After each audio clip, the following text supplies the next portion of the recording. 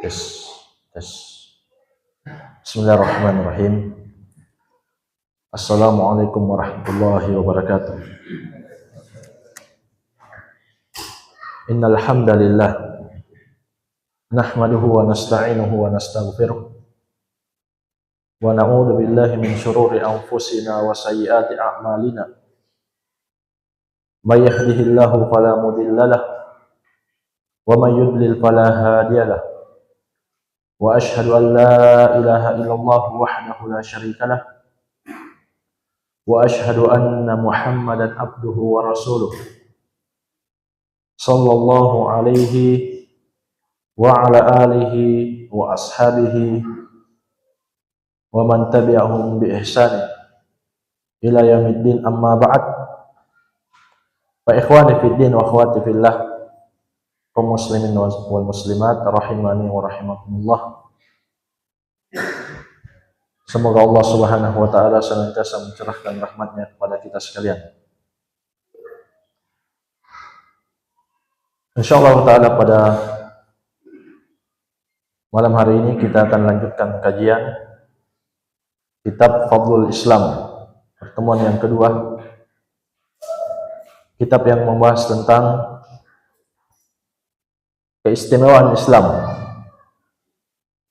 Masih tulisan Syekhul Islam Al-Mujahid Al-Mujaddid Muhammad bin Abdul Wahhab rahimahullahu ta'ala. Sekarang kata beliau rahimahullah, wa qaulullahi ta'ala, dalil keutamaan Islam adalah firman Allah Subhanahu wa ta'ala, al-yawma akmaltu lakum dinakum wa atmamtu alaikum ni'mati wa raditu lakumul Islam madina. Pada hari ini telah aku sempurnakan untuk kalian agama kalian, dan telah aku cukupkan atas kalian nikmatku, dan aku telah ridhoi untuk kalian Islam menjadi agama, sebagai agama untuk kalian. Ini di surat Al-Maidah ayat yang ketiga. Ya mas kalian, ayat ini memberikan pelajaran kepada kita bahwa Islam sudah sempurna, tidak butuh tambahan lagi, tidak butuh perubahan, tidak ada dzikir, wirid, salawat yang tersembunyi kemudian sebagian orang saja yang tahu. Tidak ada. Agama Islam sudah sempurna. Bahkan kata Nabi sallallahu alaihi wasallam, ma baqiya syai'un yuqarribu minal jannah wa yubaidu minan nar illa waqad buyyina lakum. Tidak ada satupun amalan, perbuatan yang bisa mendekatkan ke surga, demikian pula bisa menjauhkan dari neraka, kecuali sudah dijelaskan untuk kalian. Jadi tidak butuh tambahan, tidak ada ajaran yang tersembunyi, sebagian orang saja yang tahu, yang lain tidak tahu. Ini bantahan untuk sebagian orang yang mengaku dia saja yang mengetahui salawat tertentu atau dzikir tertentu, sehingga kalau mau diajarkan ada syarat-syaratnya. Kalau begitu berarti agama Islam belum sempurna. Sedangkan Allah Subhanahu wa taala mengatakan, al-yauma akmaltu lakum dinakum, pada hari ini aku telah sempurnakan untuk kalian agama kalian. Sampai-sampai kata Imam Malik rahimahullah, Imam kota Madinah, Imam Darul Hijrah, gurunya Imam Syafi'i, beliau mengatakan memberikan kaidah kepada kita, dan kaidah ini sangat bermanfaat. Fama lam yakun yauma idin dinan la yakunul yauma dinan. Semua perbuatan yang di masa itu, maksudnya di masa Nabi, tidak dianggap sebagai ajaran, tidak dianggap sebagai agama, maka sampai hari ini tidak akan pernah berubah menjadi agama. Jadi inilah keistimewaan Islam, sudah sempurna, tidak ada perubahan. Beda dengan agama-agama yang lain, susah dicari persatuannya. Itu kalau agama selain Islam. Tapi kalau Islam sudah sempurna. Maka kata Imam Malik, berdasarkan ayat yang kita baca tadi, semua yang tidak jadi ibadah, amalan, ajaran, agama pada masa Nabi, sampai hari ini tidak boleh dianggap sebagai agama. Ringkasnya, kalau Nabi tidak lakukan, berarti itu tidak ada dalilnya, tidak disyariatkan. Itu ringkasnya. Tapi jamaah sekalian, bagaimana dengan ucapan sebagian orang yang mengatakan bahwa ada bid'ah hasanah? Maka jamaah sekalian, kita sebagai pengikut Nabi Muhammad SAW tentu lebih percaya dan lebih ingin mengikuti hadits-hadits beliau, penyampaian beliau. Beliau mengatakan kullu bid'atin dhalalah, setiap yang baru, setiap ajaran agama, amalan yang tidak ada dalilnya, yang baru, tidak pernah dilakukan oleh Nabi di masanya, maka itu menyimpang. Ini juga yang diyakini oleh para sahabat. Di antaranya kata Ibnu Umar radhiyallahu anhuma, kullu bid'atin dhalalah wa in ra'aha an-nasu hasanatan. Semua yang baru, yang tidak pernah dikerjakan oleh Nabi, itu dianggap istilahnya bid'ah, walaupun manusia menganggapnya baik. Dan jamaah sekalian, kalau ucapan bid'ah ini, kalau kita mau perhatikan, bukan berasal dari ustadz, berasal dari hadits Nabi, dan diikuti oleh para sahabat dan juga para ulama. Jadi termasuk yang paling keras dalam masalah ini ulama dari madhab Syafi'i, karena kebanyakan orang-orang sini atau orang-orang yang belajar di pondok bermadhab Syafi'i. Maka jamaah sekalian, perhatikanlah ucapan Ibnu Hajar Al-Haytami Asy-Syafi'i dalam kitabnya Al-Fatawa Al-Kubra Al-Fiqhiyah. Beliau mengatakan, wa min akbahil bid'ah, dan termasuk seburuk-buruk bid'ah. Jadi ulama Syafi'iyah juga sudah memakai istilah bid'ah. Muwafaqatul muslimin an-nasara fi a'yadihim bitashabbuh biaklihim wal hadiyati lahum wa qabuli hadiyatihim fi. Termasuk seburuk-buruknya bid'ah yang tidak pernah dicontohkan oleh Nabi sallallahu alaihi wasallam adalah ikut-ikutannya kaum muslimin kepada orang-orang Nasara di hari-hari besarnya mereka, dengan lata ikut-ikutan makan bersama mereka, memberikan hadiah untuk mereka atau menerima hadiah dari mereka di dalam acara atau hari-hari besar tersebut.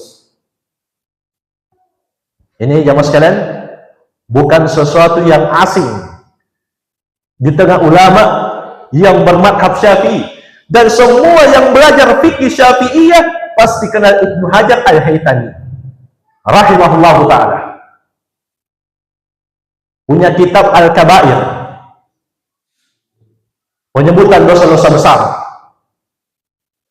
Bahkan beliau sebutkan di situ termasuk dosa besar membangun kuburan.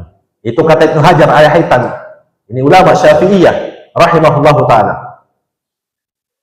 Bahkan ya mas kalian,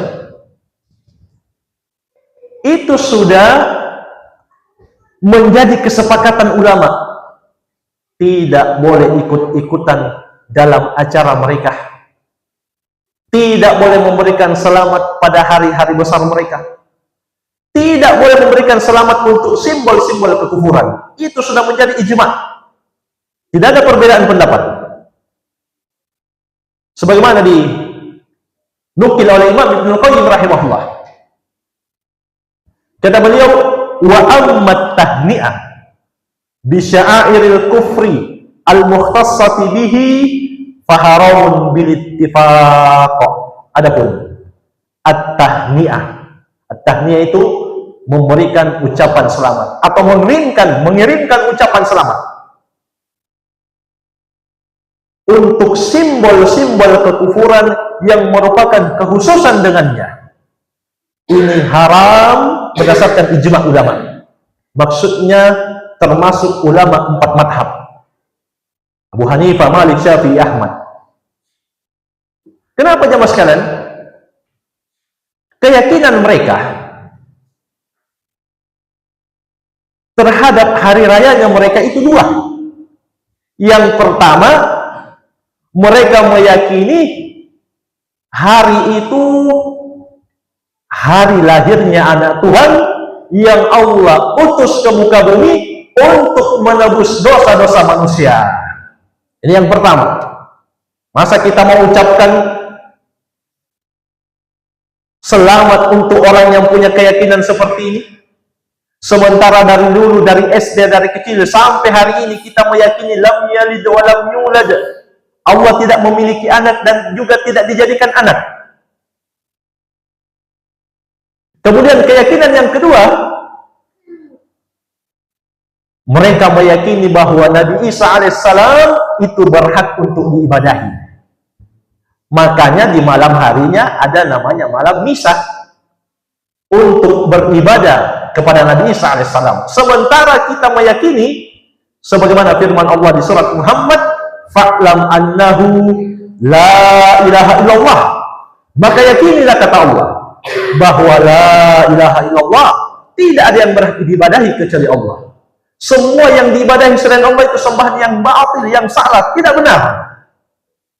Kita meyakini kemuliaan Nabi Isa alaihissalam, tapi juga kita meyakini Nabi Isa alaihissalam tidak berhak untuk diibadahi. Jadi ini termasuk ijma' ulama, tidak boleh mengucapkan selamat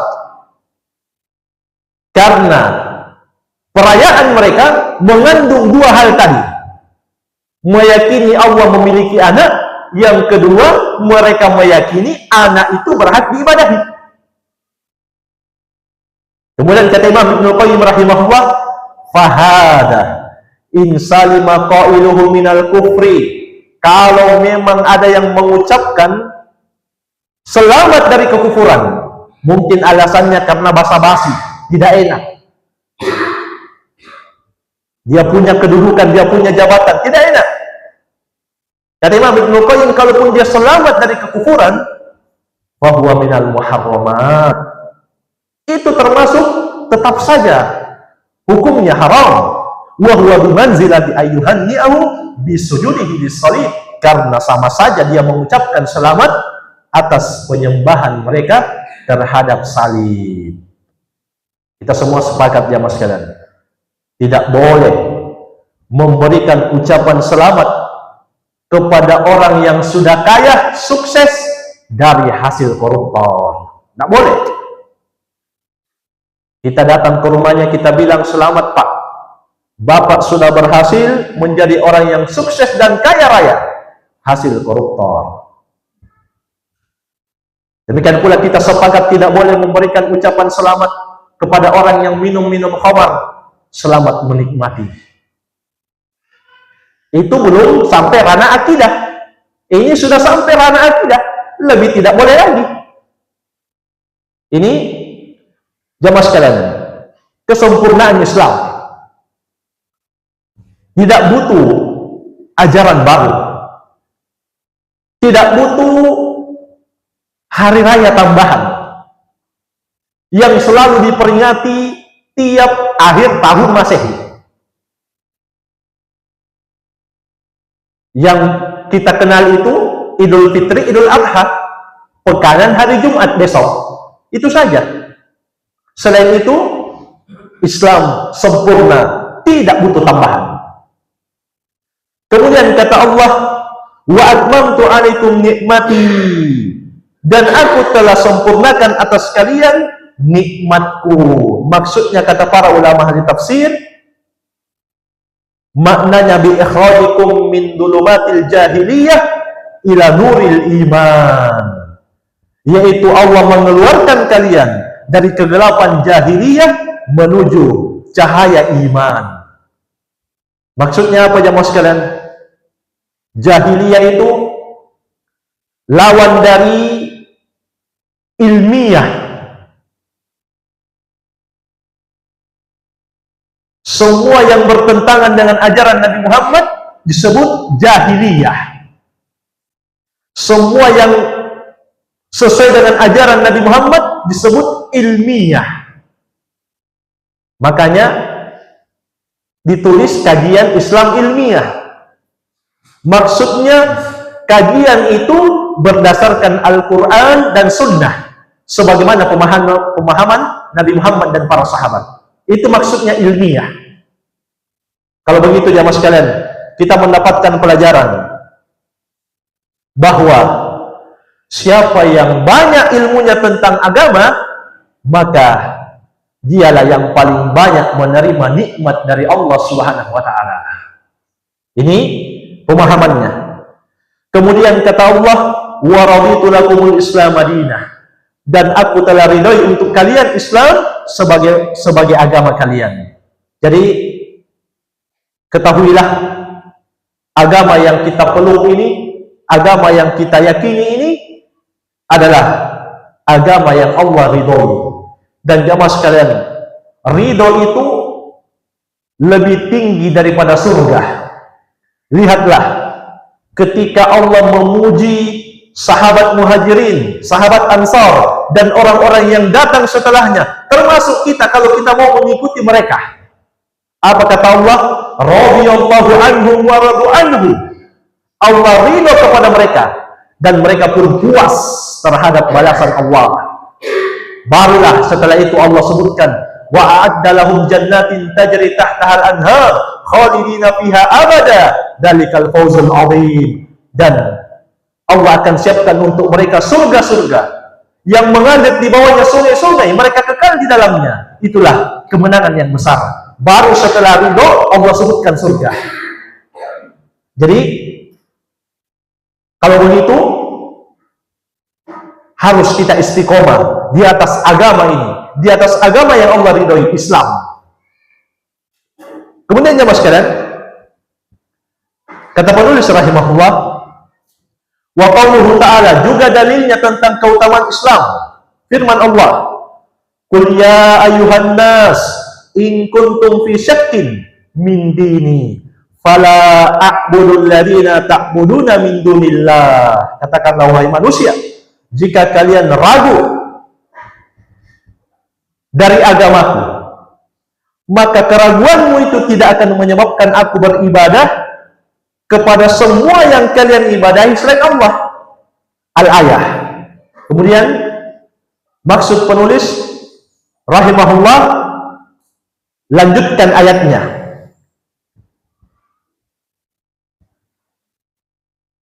Ini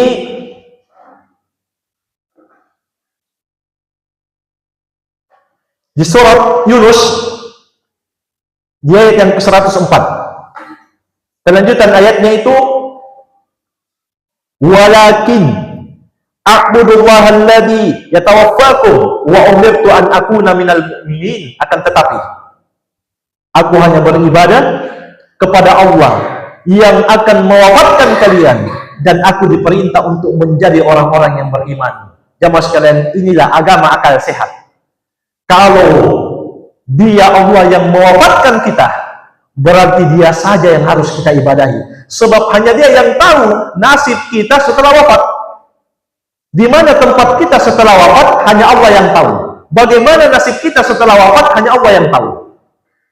Kalau begitu, hanya dialah yang berhak diibadahi. Hanya perintahnya lah yang harus kita ikuti, dan larangannya lah yang harus kita jauhi. Karena itu jamaah sekalian, Nabi pernah mengatakan, wa ayyul mu'minina aqyas. Orang beriman yang manakah yang paling cerdas? Beliau mengatakan, aktsaruhum lil mauti dzikra wa ahsanuhum lima ba'dahu istidadan ulaikal aqyas. Mukmin yang paling cerdas adalah yang paling banyak ingat mati dan paling baik persiapannya untuk kehidupan setelah mati. Mereka inilah orang-orang yang cerdas. Jadi jamaah sekalian, inilah keutamaan Islam. Beribadah hanya kepada Allah yang menguasai hidup dan mati. Karena itu, ketika orang-orang musyrikin Makkah sudah capek bertengkar dengan Nabi, dia bilang, begini saja wahai Muhammad, bagaimana kalau 1 tahun ini kami yang sembah Allah, 1 tahun berikutnya kamu juga yang menyembah Tuhan-Tuhan kami. Maka jamaah sekalian, Allah turunkan surat Al-Kafirun yang dijadikan sebagian oleh orang-orang liberal, yang bilang Wahabi lingkungan itu, profesor dan teman-temannya, umat Islam tidak boleh memaksakan keyakinannya, meyakini hanya Islam saja yang benar.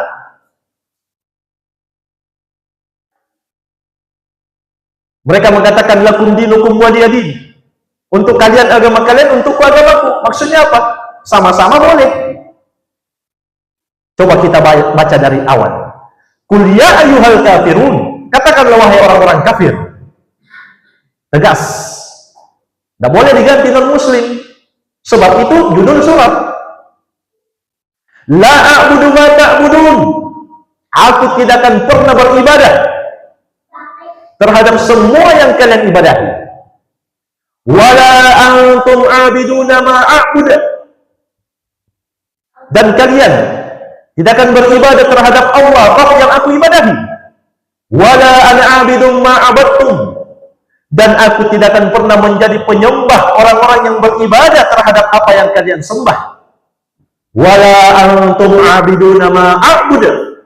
Ditegaskan lagi, dan kalian tidak akan pernah menjadi penyembah orang yang beribadah terhadap Tuhan, terhadap Rabb, terhadap Allah yang aku sembah. Maksudnya, kata para ulama ahli tafsir, sebagian musyrikin Makkah sudah Allah pastikan tidak akan beriman sampai dia mati.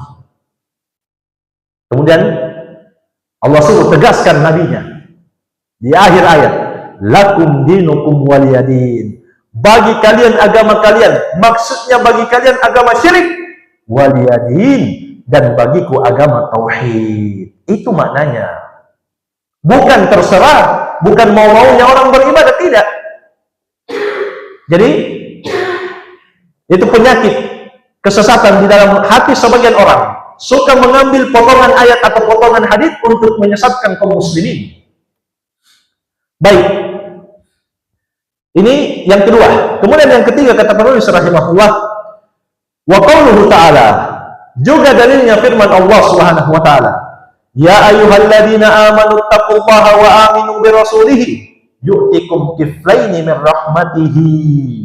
Wahai orang-orang yang beriman,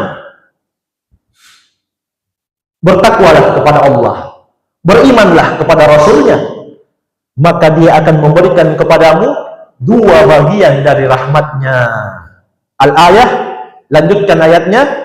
Ini di surat Al-Hadid, ayat yang ke-28. Kelanjutan ayatnya, wa yaj'al lakum nuran tamshuna bihi, dan Allah akan jadikan untuk kalian cahaya yang kalian berjalan dengannya, wa yaghfir lakum, dan juga Allah akan memaafkan dosa-dosa kalian, wallahu ghafurur rahim, dan Allah adalah Maha Pengampun lagi Maha Penyayang.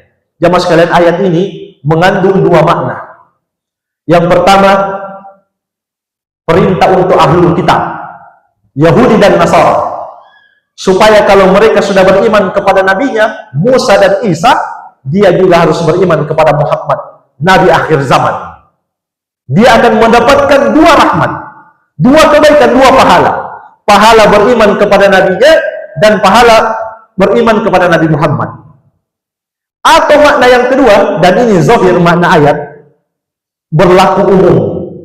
Siapa yang beriman dan bertakwa, maka dia akan mendapatkan keimanan atau pahala dari keimanannya dan pahala dari ketakwaannya. Dia akan mendapatkan kebaikan, pahala, rahmat dari Allah karena menjalankan perintah dan menjauhi larangan.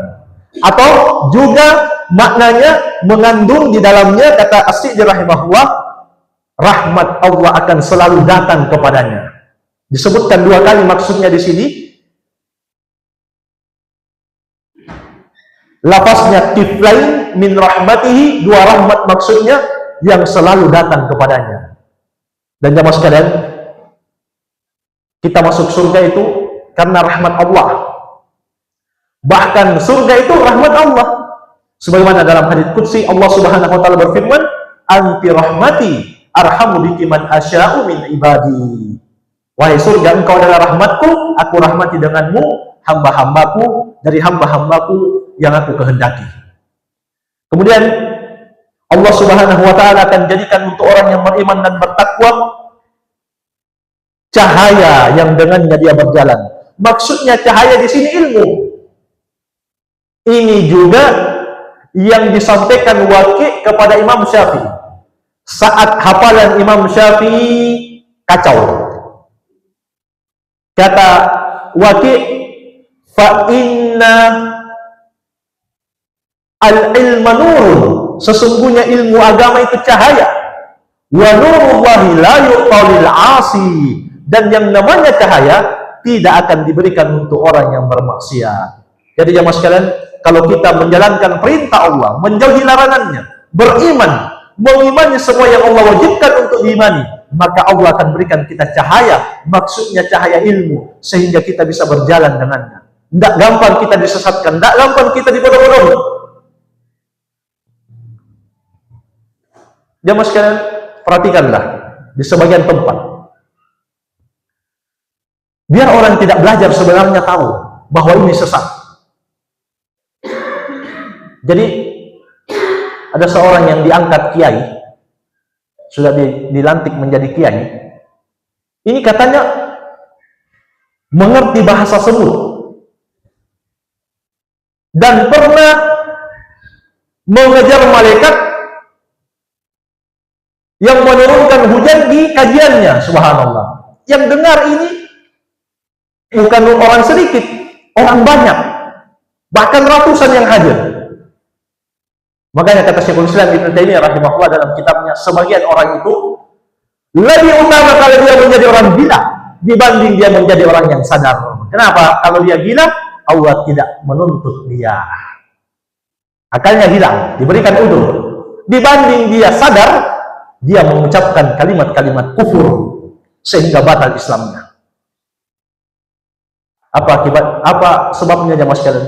Banyak orang yang duduk di majelisnya itu karena Allah tidak berikan cahaya kepadanya. Allah tidak berikan kepadanya ilmu sehingga mereka bisa melihat ini kesesatan, ini kebodohan, ini petunjuk, ini hidayah. Kalau kita ketawa, justru kita katakan innalillah. Kasihan, musibah.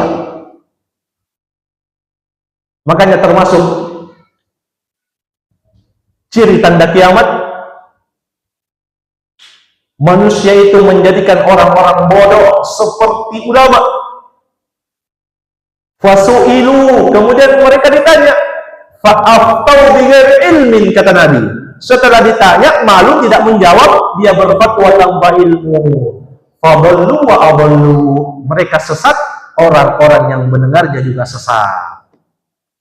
Jadi ini jamaah sekalian, kalau tidak ada cahaya, karena itu jamaah sekalian, beruntunglah kita yang mengenal Islam, dan beruntung lagi yang mengenal sunnah, karena Islam dan sunnah inilah sumber kebahagiaan dan keselamatan.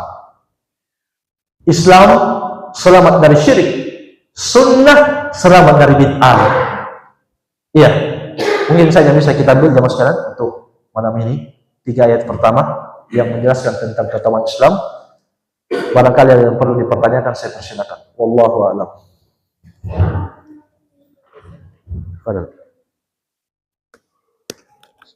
Bagaimana hukum kita belanja di toko-toko pakaian atau supermarket yang tulisannya itu spesial diskon akhir tahun? Apakah samanya itu mengaminkan kita belanja di sini?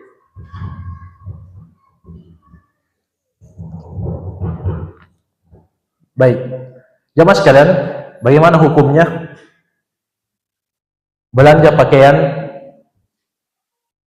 yang ada tertulis diskon akhir tahun?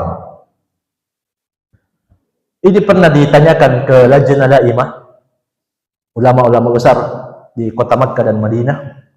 Ada Syekh Ibn Baz rahimahullah, Syekh Shalih Al-Fauzan, dan selainnya dari ulama-ulama kibar, guru-gurunya ustadz kita. Mereka mengatakan tidak boleh menerima makanan dan tidak boleh menerima apapun di hari Id-nya mereka. Kalau mau menerima hadiah, jangan di hari rayanya. Kenapa? Sebab jangan sampai mereka mengatakan kita menyetujui apa yang mereka lakukan. Dan Allah Subhanahu wa taala mengatakan, wala ta'awanu 'alal itsmi wal udwan. Jangan kalian tolong-menolong di atas dosa dan permusuhan. Kecuali jamaah sekalian, kalau kita belanja keseharian, kebutuhan tanpa melihat apapun kondisinya, kita tidak peduli mau ada diskon, mau tidak ada diskon. Kalau beras sudah habis, pasti kita belanja. Ada diskon, tidak ada diskon, ada uang, beli jubah, kita pergi belanja. Sudah cukup uang tabungan, saat itu kita punya kesempatan, kita datang belanja tanpa memperhatikan. Itu jawaban Lajnah Daimah. Kecuali hadiah itu bukan terkait dengan hari raya mereka, maka boleh. Dalilnya diantaranya Nabi Muhammad menerima undangan wanita Yahudi yang mengundang beliau dan sahabat makan paha kambing. Namun jamaah sekalian, qadarullah, paha kambing itu diberikan racun dan sahabat yang ikut makan bersama Nabi saat itu langsung wafat. Kecuali Rasulullah SAW. Namun sebagian sahabat mengabarkan bahwa sisa-sisa racun itu saking kerasnya masih kelihatan saat Nabi Muhammad sakratul maut. Iya, ini kurang ajarnya Yahudi. Tapi Nabi terima undangannya karena tidak ada hubungannya dengan hari raya mereka. Demikian pula Nabi bermuamalah dengan Yahudi yang tukang makan riba. Bahkan Nabi menggadaikan baju besinya karena beliau tidak mau merepotkan sahabat. Lalu setelah beliau wafat, ditebuslah baju perangnya Nabi dari orang Yahudi. Intinya kalau masalah dunia boleh. Tapi semua kegiatan yang menunjukkan kita bantu atau tolong menolong dengan mereka itu dihindari. Jangan dilakukan. Dan jamaah sekalian, jangan pernah dekat-dekat, keluar-keluar menyaksikan kemungkaran. Jangan. Dikhawatirkan musibah turun, kita kena. Allah Subhanahu wa taala berfirman, "Wattaqu fitnatan la tusibanna alladziina zalamu minkum khassah." Takutlah kalian, waspadalah kalian akan satu musibah yang tidak khusus akan menimpa orang yang zalim saja. Orang yang baik juga akan ikut. Kapan? Kalau dia diam-diam tidak mengingkari kemungkaran. Makanya kalau ada orang yang melakukan kemungkaran, kita tegur. Kalau turun musibah bukan kamu saja yang mati, kita juga mati. Kita ingatkan itu. Setelah itu dia tidak mau dengar, berarti kita sudah melakukan kewajiban kita. Makanya jangan kaget. Sebagian orang bilang, kenapa bisa terjadi musibah di sana? Banyak masjid. Banyak orang yang beribadah. Ya mas kalian, mungkin, boleh jadi. Saat kemungkaran ada, dia diam. Jadi, adanya kajian-kajian ilmiah, adanya tabligh akbar, daurah, dan lain-lain yang dilakukan oleh ulama sunnah, ustadz sunnah, itu ketahuilah termasuk penghalang bencana yang terbesar. Kenapa? Sebab dalam kajian-kajian mereka melakukan amar ma'ruf dan nahi munkar. Itu sebesar-besar yang akan menghalangi musibah. Ini wallahu a'lam. Ada yang lain, saya persilakan. Bagaimana hukumnya Ustaz memberikan ucapan salam kepada karyawan bank dan rasid dan karirnya, bagi kita tetangga, ada pengaku, kemudian dapat promosi jabatan kantor bank. Kita memahami bank itu ada transaksi riba di dalamnya. Baik, jemaah sekalian, ini pernah ditanyakan ke Ustaz kita, Ustaz Dul, Habibullah. Orang yang menerima hadiah dari bank, bukan mengucapkan selamat ya, menerima hadiah. Kata beliau, di bank itu ada yang halal, ada yang haram, bercampur. Jadi beliau mengatakan boleh. Yang tidak boleh itu yang haram 100%. Kita tahu itu orang kerjanya memang begal, rampok. Tidak ada yang lain kerjanya. 100% itu dari haram, maka kita tidak boleh terima.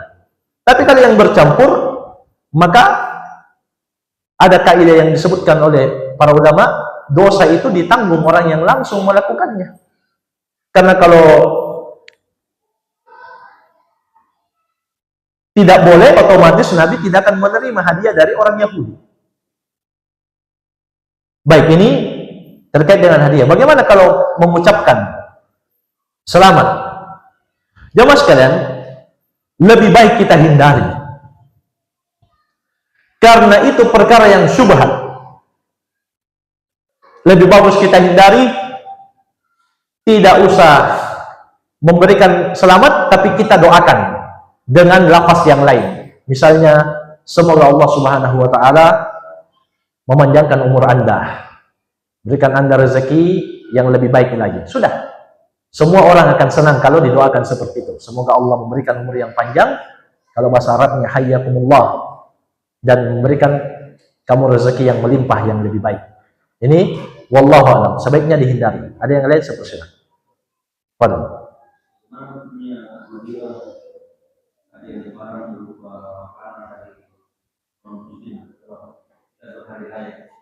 Iya. Jamaah sekalian, ucapan non-muslim untuk muslimin di hari Idul Fitri atau di Idul Adha itu hak mereka. Bahkan sebenarnya jamaah sekalian, di medsos-medsos non-muslim itu mereka mengatakan sebenarnya kami tidak masalah mau diucapkan atau tidak. Sebenarnya sebagian orang saja yang sibuk, karena mereka juga tahu bahwa kaum muslimin itu punya prinsip. Yang namanya prinsip tidak boleh dilanggar. Cuma sebagian orang salah paham tentang makna toleransi. Ini yang perlu diluruskan juga. Toleransi itu jamaah sekalian pengertiannya, kita tidak menzolimi non-muslim, tidak mengganggunya, tidak mempersempit jalannya, tidak mengambil hartanya. Itu toleransi maknanya. Kalau membantu penyembahannya, peribadahannya kepada selain Allah, mengucapkan persetujuan untuk peribadahan kepada selain Allah, itu bukan toleransi, itu namanya kemunafikan. Sebagaimana yang Allah Subhanahu wa taala sebutkan, basyiril munafiqina bi anna lahum adaban alima alladzina yattakhiduna al-kafirina awliya'a min dunil mu'minin. Berikan kabar gembira, kata Allah, untuk kaum munafikin. Kabar gembira juga. Apa kabar gembiranya? Bi anna lahum adaban alima, untuk mereka siap-siap azab yang pedih yang menjadikan orang-orang kafir sebagai wali-wali selain orang-orang yang beriman. Maksudnya dia jadikan kaum orang-orang kafir sebagai pemimpin, sebagai teman dekat, sebagai orang yang dicintai, sebagai orang yang ditolong, didukung. Ini semua bermakna wali. Menjadikan orang-orang non-muslim sebagai wali. Jadi itu toleransi, tidak boleh kita ganggu. Tapi prinsip bahwa satu-satunya agama yang sah di sisi Allah, tidak ada tawar-menawar, hanya Islam. Kalau mereka mau memberikan hadiah di hari raya kita, di hari Id kita, ucapan selamat, maka itu hak mereka, tidak boleh kita larang. Dan kita wajib membalas, tapi jangan balas di hari rayanya mereka, tidak. Nabi kita yang mulia Muhammad SAW mengatakan, la yashkurullah man la yashkurun nas. Tidak bersyukur kepada Allah orang yang tidak bisa berterima kasih kepada manusia. Dan muslim juga manusia. Jadi kita juga terima kasih sama dia, balas dia. Saat itu kita tidak punya apa-apa untuk dibalas, tunggu sampai kita lapang, kemudian kita balas juga. Itu dalam hal dunia boleh. Dan kalau mereka mau mengucapkan selamat, itu hak mereka. Mau memberikan hadiah di hari Idul Fitri, itu hak mereka. Tidak boleh kita larang. Ini wallahu a'lam. Baik. Ada yang lain, saya persilakan.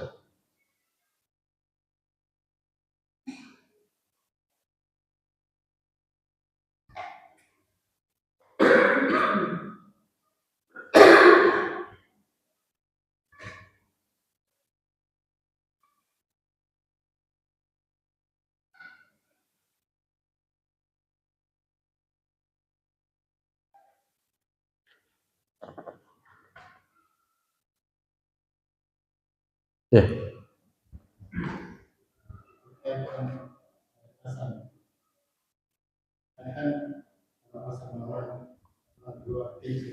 Ya.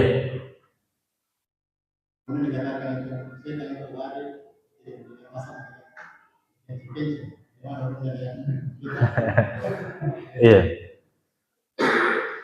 Jadi nataman. Jadi azan keluar kencing. Iya. Jamaah sekalian, memang termasuk adab ketika azan dikumandangkan, apa kata Nabi? Faqulu mitlama yaqulul muadzin. Ucapkanlah seperti yang diucapkan muadzin. Allahu Akbar, Allahu Akbar, kita juga mengucapkan Allahu Akbar, Allahu Akbar. Ikuti, sama persis. Kecuali di hayya 'alas shalah dan hayya 'alal falah. Kalau di subuh juga salatu khairum minan naum, kalau yang mendengarkan juga mengucapkan as-salatu khairum minan naum. Ini pendapat sebagian ulama. Siapa yang menjawab itu kemudian bersalawat kepada Nabi, berdoa, maka kata Nabi, halat lahu syafaati, akan halal untuknya syafaatku. Jadi itu termasuk keutamaan yang besar. Mendengarkan adzan, menjawab, kemudian berdoa, maka kita akan mendapatkan syafaat Nabi Muhammad SAW. Tapi bagaimana kalau sudah mau kencing atau udzur yang lain karena mau terima telepon? Jamaah sekalian, Kalau memang itu hajat yang mendesak, maka insya Allah Ta'ala tidak mengapa. Karena di dalam Islam juga Nabi katakan la darar wa la dirar. Tidak boleh ada orang yang membahayakan dirinya, tidak boleh juga membahayakan orang lain. Tahan kencing kan bahaya. Orang bisa sakit. Jadi tidak boleh ada bahaya, tidak boleh ada pembahayaan untuk orang lain. Jadi kalau dia saat itu butuh untuk buang air kecil, maka silahkan. Tapi usahakan ketika adzan jangan keluar. Itu asalnya. Apalagi kalau cuma 40 menit kajian, itu biasanya insya Allah tidak terlalu. Jadi kecuali yang punya hajat, maka boleh dia keluar. Karena jamaah sekalian, dalam kaidahnya juga sebutkan oleh para ulama, ad-darurah tubihul mahdurah. Sesuatu yang darurat bahkan membolehkan yang dilarang. Tapi ad-darurah tuqaddaru biqadariha. Darurat juga sesuai dengan kadarnya. Jadi asalnya jangan keluar ketika adzan. Memang itu benar. Setan lari ketika mendengar adzan. Bahkan disebutkan dalam hadits, lari sambil terkentut-kentut. Jadi siapa yang keluar berarti dia menyerupai setan. Kecuali itu tadi, kalau ada hajat yang mendesak. Kenapa? Karena Nabi mengatakan la darar wa la dirar, tidak boleh membahayakan diri sendiri dan juga tidak boleh membahayakan orang lain. Ini jamaah sekalian yang perlu kita perhatikan. Kalau HP-nya terus bunyi, dia tidak angkat, terus ditelepon seperti itu kan gangguan untuk orang lain. Lebih bagus dia keluar dulu, terima teleponnya, kemudian dia jelaskan bahwa saya di masjid, sebentar telepon. Itu tidak mengganggu orang, dan dilarang kita mengganggu orang.